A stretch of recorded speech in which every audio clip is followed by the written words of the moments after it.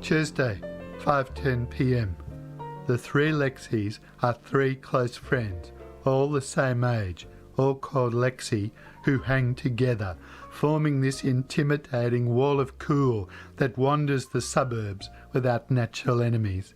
If my birthday party is to be a memorable one, I need the Lexis to attend. Socially speaking, they are the top of the food chain. They're also the burly I need to attract the Gumleys. 5:15 p.m. I knock on Lexi 1's door.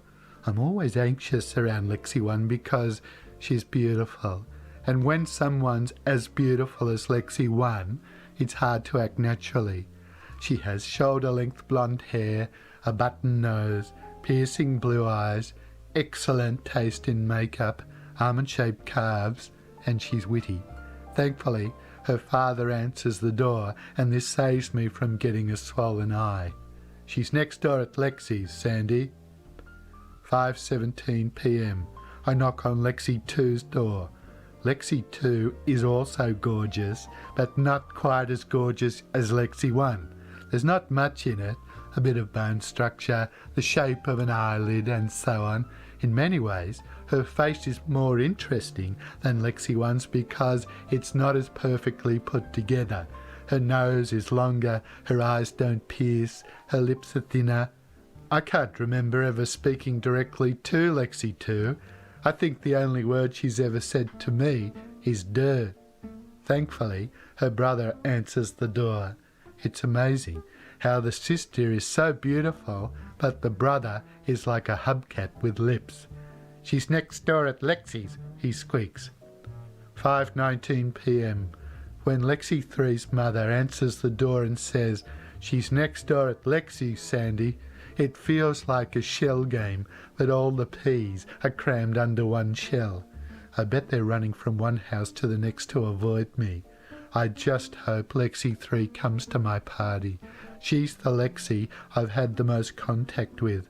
Maybe her skin is not as perfect, her legs are not as slender as the other Lexis, but she has the warmth. Flaws create humility, humility creates warmth. Lexi 3's major blemish is she snorts like a piggy when she laughs. The other Lexis hate her for it because it makes her the Achilles heel in their intimidating wall of cool.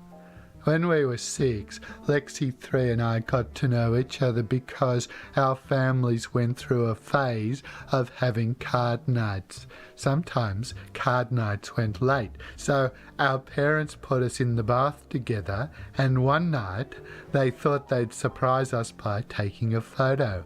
I bet they got a shock, and they burst in and found Lexi lying on top of me in a centimetre of tepid water. Oh, I'd love to be that close to her again. Oh, I'd love to have a bath with her again.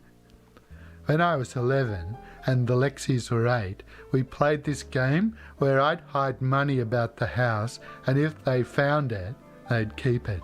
I started using small coins, but as we went along, they demanded more money to keep the game interesting, and I ended up using quite large amounts of money to hold their interest.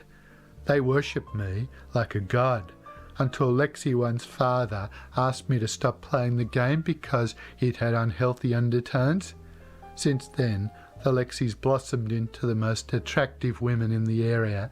They'd joined the Gumleys peer group, and later became thick with the infamous Norfolk boys, where they wore their lime green crochet bikinis to great effect and created the legend that is the three Lexis. 5:32 p.m.